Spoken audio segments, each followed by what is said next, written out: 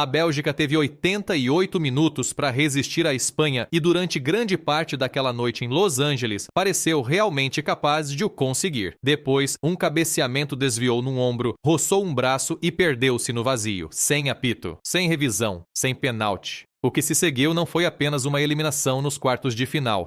Foi o momento em que o problema de credibilidade de todo este Mundial saiu das sombras políticas e entrou em campo diante de dezenas de milhões de espectadores norte-americanos que começavam apenas então a perceber que este torneio nunca tinha sido apenas sobre futebol. É importante enquadrar bem a cena, porque aqui o contexto pesa tanto como o próprio jogo. Era sexta-feira à noite, 10 de julho de 2026, num quarto de final disputado no estádio de Los Angeles. A geração de ouro da Bélgica perseguia o único troféu que continua a escapar-lhe, por mais talento que reúna o plantel. Do outro lado estava uma seleção espanhola que parecia menos uma equipa em reconstrução e mais uma equipa a recordar exatamente aquilo que já tinha sido, quando um futebol paciente, sufocante e baseado na posse lhe deu um campeonato do mundo e 2 títulos europeus consecutivos. Ninguém entrou naquele estádio à espera de uma noite tranquila. Isso nunca acontece quando está em jogo um lugar nas meias finais. A Espanha marcou primeiro por Fabián Ruiz, que apareceu de trás na área aos 30 minutos e aproveitou uma recarga com a serenidade que separa os jogadores apenas talentosos dos verdadeiramente perigosos. Um silêncio pesado caiu sobre a bancada belga, aquele tipo específico de silêncio de uma equipa que sabe exatamente quanto pode custar ficar em desvantagem contra um adversário tão disciplinado. Mas a Bélgica respondeu. 11 minutos depois, Charles de Ketelaere subiu acima do marcador direto e empatou de cabeça. De repente, o encontro assumia a forma do clássico que todos esperavam. 2 identidades futebolísticas orgulhosas, nenhuma disposta a ceder primeiro. O jogo entrou naquele ritmo sufocante das eliminatórias em que cada toque parece mais pesado do que o anterior e cada duelo carrega todo o peso da possibilidade de ficar pelo caminho. Depois, já bem dentro da segunda parte, chegou o lance que definiria não apenas a noite, mas toda a discussão deste torneio sobre justiça. Um cruzamento caiu na área belga. O avançado espanhol subiu para cabecear e enviou a bola para a frente, mas o toque provocou um desvio forte e inesperado. A trajetória mudou de uma forma que ninguém no estádio podia prever e a bola acabou por atingir o braço do médio espanhol Rodri, que estava precisamente no espaço onde ela surgiu. Os jogadores belgas ficaram parados, os braços levantaram-se de imediato. O estádio rugiu a pedir um penalti que, naquele instante cru de emoção, parecia absolutamente incontestável. Era a oportunidade. O momento que podia transformar uma eliminatória tensa e equilibrada num bilhete dourado para as meias finais. O árbitro inglês Michael Oliver viu o lance desenrolar-se à sua frente, mandou seguir, sem penalti, sem ida ao monitor junto à linha lateral, sem qualquer intervenção do vídeo-árbitro. A frustração foi imediata e tornou-se mais pesada à medida que o tempo passava. A 8 minutos do fim do tempo regulamentar, com aquele protesto ainda vivo na memória de todos os belgas em campo, o suplente Mikel Merino reagiu primeiro a uma bola solta e finalizou com precisão. Era o seu segundo golo, saído do banco em 2 jogos consecutivos a eliminar. Espanha, 2. Bélgica, 1. E assim ficou até o apito final. O Mundial da Bélgica terminou naquela noite em Los Angeles, não em silêncio, mas envolvido numa polêmica que sobreviveu vários dias ao fim do jogo e que, francamente, continua a ser discutida nas rádios desportivas norte-americanas. Então por que não apontaram os árbitros para a marca de grande penalidade? Por que é que uma bola a atingir o braço de um jogador dentro da própria área num quarto de final de um Mundial e com um lugar nas meias finais em jogo não teve consequência alguma? A resposta está numa das regras mais mal compreendidas do futebol moderno: a lei da mão. Prevista nas leis do jogo do International Football Association Board.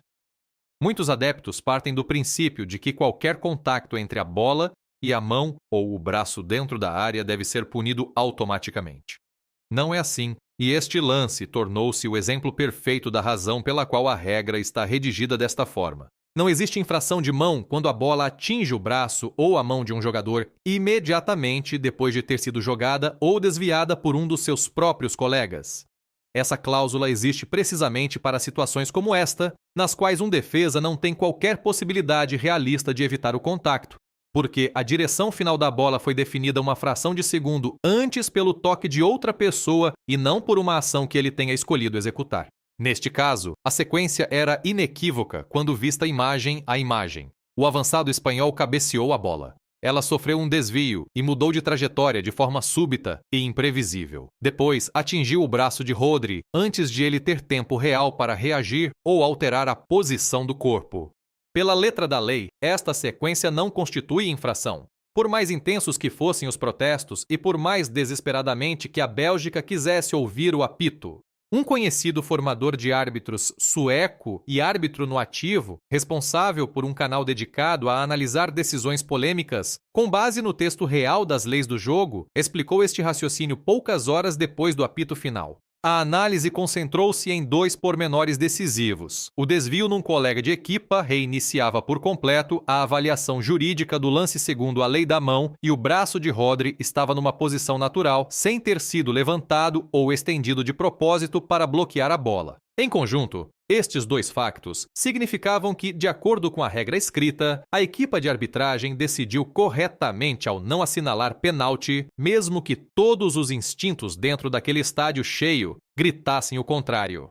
É precisamente aqui que vive uma das tensões mais antigas do futebol. A distância entre aquilo que uma decisão parece ser no calor do momento e aquilo que o regulamento exige, preto no branco. Os adeptos não veem os jogos com uma cópia impressa da lei da mão sobre os joelhos. Veem-nos com instinto, adrenalina e a reação visceral coletiva de 80 mil pessoas que acabaram de assistir ao desaparecimento, em tempo real, da maior oportunidade da sua equipa numa década. Nos segundos seguintes ao contacto com o braço de Rodri, esse instinto gritou penalti de imediato e quase em uníssono. Em poucos minutos, a reação espalhou-se pelas redes sociais. Adeptos belgas e muitos observadores neutros ficaram convencidos de que os árbitros tinham ignorado uma oportunidade de ouro no pior momento possível do torneio. Ainda assim, a explicação técnica nunca apagou verdadeiramente a indignação. Apenas deu aos 2 lados uma base para continuarem a discutir, porque mesmo aceitando a letra da lei, permanece uma pergunta mais profunda que o futebol nunca resolveu por completo.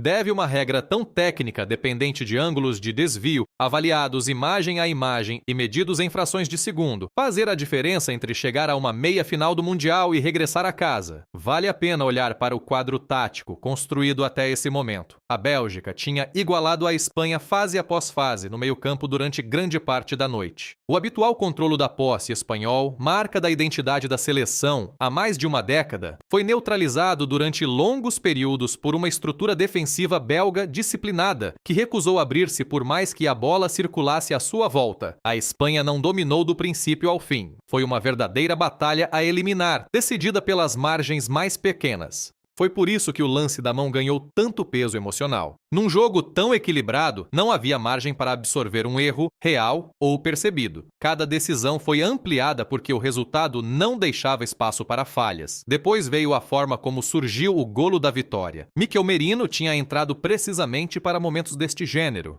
Leu uma recarga solta e concluiu com a calma de alguém que já tinha feito exatamente o mesmo na ronda anterior contra Portugal. Isto não é uma simples nota de rodapé na polêmica.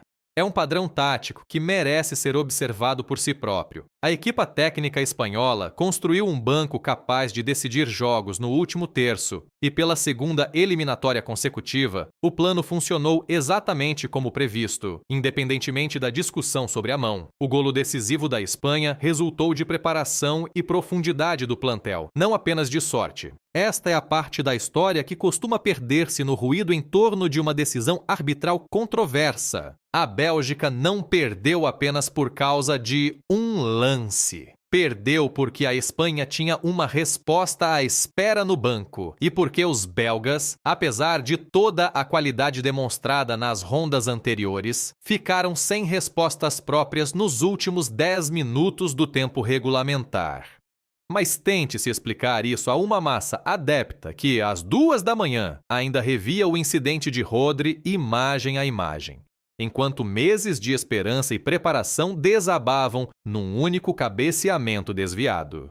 Além disso, esta não foi a única tempestade de arbitragem que acompanhou a Bélgica ou este Mundial ao longo do torneio. Poucos dias antes de enfrentar a Espanha, o percurso belga até aos quartos de final já estava ensombrado por uma controvérsia da FIFA totalmente diferente e muito maior, com verdadeiro peso político por trás, e não apenas uma interpretação discutida das regras. É aqui que esta história deixa de ser apenas sobre futebol e passa a fazer parte de uma discussão que norte-americanos de todas as orientações políticas mantêm há semanas. Na fase de grupos, a maior estrela da seleção masculina dos Estados Unidos, o avançado Folarin Balogun, recebeu um cartão vermelho num jogo contra a Bósnia e Herzegovina. O presidente Donald Trump classificou de imediato a decisão, nas suas próprias palavras, como muito injusta.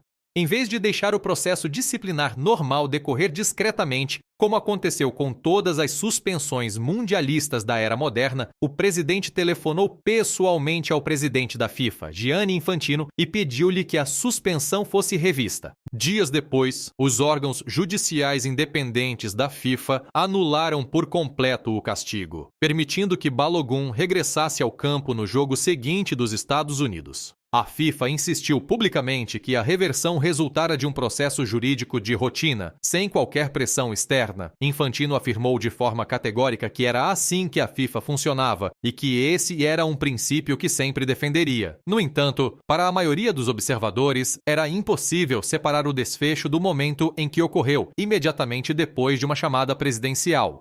Foi a primeira vez desde 1962, quando as regras sobre suspensões durante um torneio eram muito menos definidas do que hoje, que a FIFA anulou uma sanção disciplinar aplicada durante um jogo de um mundial em curso. A reação foi imediata e veio de quase todos os setores do futebol. A União das Associações Europeias de Futebol, o organismo que dirige a modalidade no continente, afirmou publicamente que a decisão da FIFA tinha ultrapassado uma linha vermelha. A Federação Bósnia foi mais longe e acusou diretamente o presidente norte-americano de interferência governamental numa competição desportiva que a Bósnia e Herzegovina tinha todo o direito de esperar que fosse arbitrada exclusivamente pelos seus próprios méritos.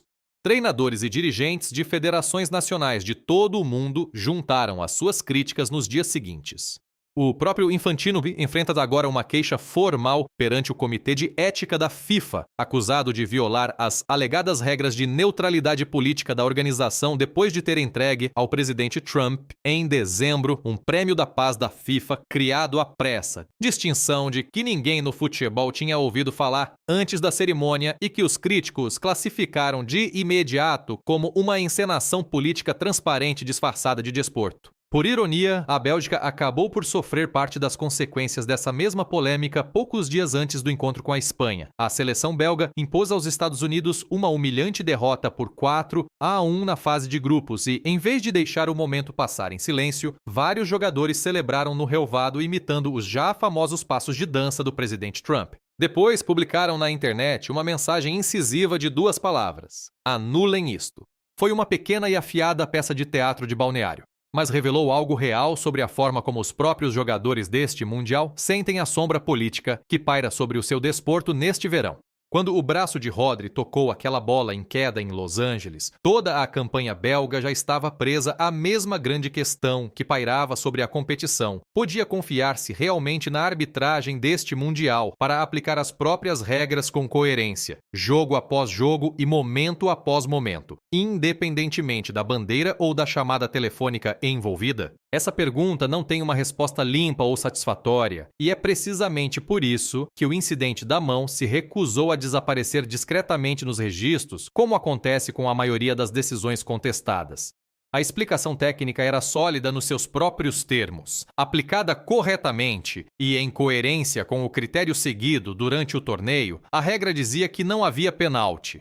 Mas a verdade emocional, o sonho mundialista de um país a terminar por causa de um ressalto infeliz na cabeça de um colega, pouco se importa com a cláusula específica que tecnicamente se aplica. Só conhece aquilo que foi perdido. E essa sensação convive mal com um torneio no qual, poucos dias antes, uma chamada presidencial pareceu suficiente para reverter uma decisão de arbitragem totalmente diferente, que envolvia a maior estrela de um dos países coorganizadores. Há também um contexto político mais amplo. construído muito antes de a bola tocar o braço de Rodri. Este torneio, organizado em conjunto pelos Estados Unidos, pelo México e pelo Canadá, deveria inicialmente ser uma edição mais limpa e politicamente neutra, depois de os 2 mundiais anteriores, realizados na Rússia e no Catar, terem enfrentado durante anos acusações de corrupção ligadas aos processos originais de atribuição. Em vez disso, 2026 tornou-se possivelmente o mundial mais politicamente entrelaçado da história centenária da competição.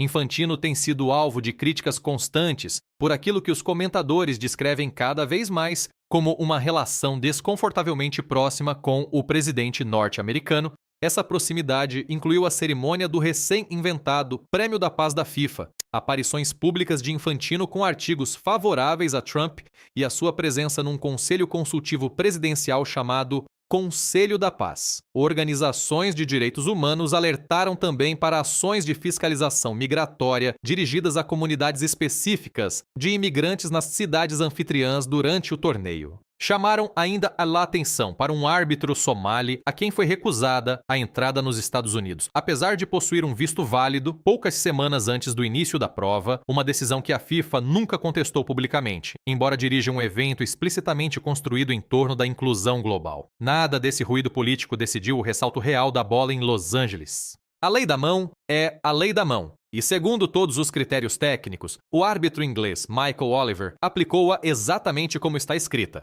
Mas nesta fase do torneio, é impossível falar de um momento de arbitragem discutido envolvendo a Bélgica sem reconhecer a crise de credibilidade muito maior que a FIFA criou para si própria neste verão, em grande parte através das decisões tomadas no topo da organização. Os adeptos perdoam o azar, o que lhes custa perdoar, como mostram dezenas de fóruns e debates nas redes sociais dos dias seguintes, é a sensação de que as regras talvez não sejam aplicadas com a mesma coerência, dependendo de quem telefona ao presidente da FIFA naquela semana. A Espanha avança agora para uma meia-final contra a França com a confiança silenciosa de uma equipa que sobreviveu a 2 eliminatórias consecutivas decididas pelas margens mínimas e encontrou uma saída em ambas. Primeiro diante de Portugal nos oitavos de final e agora contra a Bélgica nos quartos. Para a Espanha, este jogo torna-se mais um dado num percurso que se parece cada vez mais com o de uma equipa destinada a encontrar o ritmo certo precisamente no momento certo do torneio.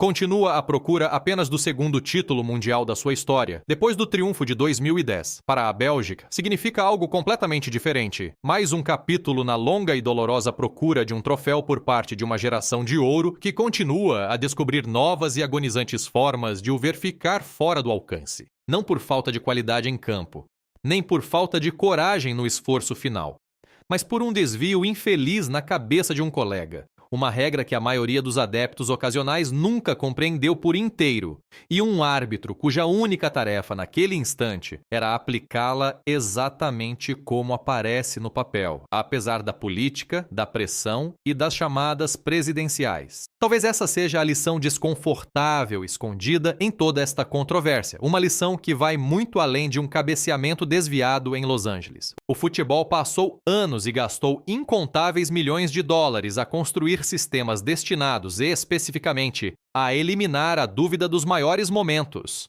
Revisões em vídeo, tecnologia semiautomática de fora de jogo e repetições imediatas a partir de uma dúzia de câmaras distribuídas por cada estádio. Mesmo assim, no maior palco do desporto, no mesmo torneio em que uma chamada presidencial pareceu ajudar a anular uma suspensão totalmente diferente poucos dias antes, o jogo acabou decidido por um momento honesto e corretamente arbitrado que, ainda assim, partiu o coração de um país. Milhões de adeptos ficaram a perguntar-se se a coerência, e não apenas a tecnologia, é aquilo que este Mundial ainda não aprendeu a garantir. À medida que o torneio entra na última semana, com França e Espanha preparadas para se encontrarem em Dallas e o outro lado do quadro das meias finais, ainda por decidir entre Noruega, Inglaterra, Argentina e Suíça, o caso Balogun e a ausência de pênalti no lance de Rodri, já ficaram ligados na mente de muitos adeptos e comentadores. São 2 símbolos da mesma ansiedade profunda que paira sobre todo este Mundial. Uma ansiedade que nada tem que ver com linhas de fora de jogo ou cláusulas sobre mãos, mas com a questão de saber se o maior evento desportivo do planeta ainda pode ser considerado capaz de se arbitrar a si próprio, dentro e fora de campo, independentemente de quem observa a partir da tribuna presidencial. Há ainda uma história mais silenciosa, a correr por baixo de tudo isto, uma história que raramente chega aos resumos, mas que importa para a forma como este verão será recordado. As audiências televisivas deste Mundial nos Estados Unidos têm sido invulgarmente elevadas para um torneio realizado em solo norte-americano. Milhões de espectadores que normalmente ignoram o futebol internacional estão a acompanhar a prova precisamente por causa do drama político que a rodeia e não apesar dele. Analistas dos meios desportivos discutem abertamente se a própria polêmica, por mais desconfortável que seja para a FIFA, não terá atraído mais atenção para o torneio do que uma edição limpa e sem drama conseguiria. É um estranho consolo para uma organização que passou anos a insistir que este seria o Mundial que finalmente deixaria a política de lado. A Federação Belga evitou apresentar um protesto formal sobre a decisão no lance de Rodri, consciente de que a lei da mão, tal como está escrita, apoia realmente a decisão do árbitro. Mas os responsáveis belgas têm sido muito menos contidos em conversas privadas com jornalistas. Traçam uma comparação explícita entre a rapidez com que a FIFA reviu a suspensão de Balogun e a firmeza com que a mesma organização defendeu o silêncio perante os próprios momentos polêmicos da Bélgica no início do torneio. Esse contraste, justo ou não, tornou-se o centro emocional da memória deste quarto de final na Bélgica, mais do que o cabeceamento, o desvio ou até o golo tardio de Merino. Para os adeptos norte-americanos que ainda estão a descobrir alguns dos pontos mais finos das leis do jogo, todo o episódio transformou-se numa aula intensiva acidental sobre a forma como um desporto supostamente objetivo pode tornar-se enganadoramente subjetivo quando entram em cena interesses reais e política real.